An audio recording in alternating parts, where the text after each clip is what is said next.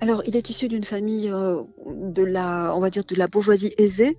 Son père est ingénieur, et sa mère est lodévoise. C'est pour ça d'ailleurs que, la famille, s'installe à Lodève et que Joseph Vallaud va naître à Lodève.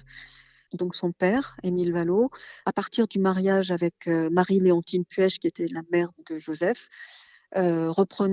s'associant à son beau-père dans une entreprise traditionnelle de Lodève, hein, puisque c'était une entreprise de fabrication de draps de laine, assurant notamment toute la partie qui nécessitait de travailler à Paris, de vivre à Paris.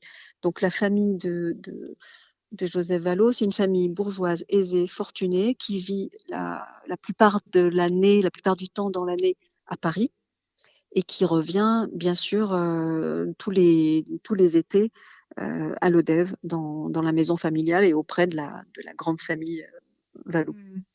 À quoi ressemble, son enfance? Est-ce qu'il est un écolier, sérieux et sage?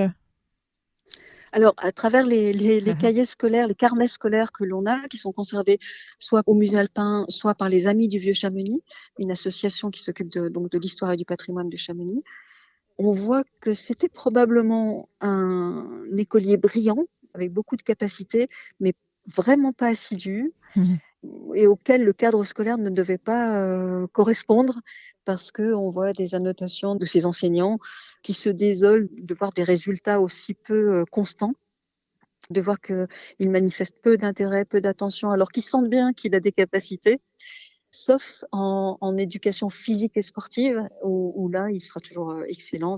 Et on voit bien se dessiner l'image d'un enfant, d'un garçonnet qui a besoin d'être dehors, qui a besoin d'efforts physiques, qui est extrêmement attiré de toute façon par tout ce qui est nature Mmh. et par l'observation, ce qui génère de très bons résultats parfois dans certaines matières. On sent qu'il a déjà un esprit indépendant et ses propres centres d'intérêt qu'il va poursuivre d'ailleurs toute sa vie.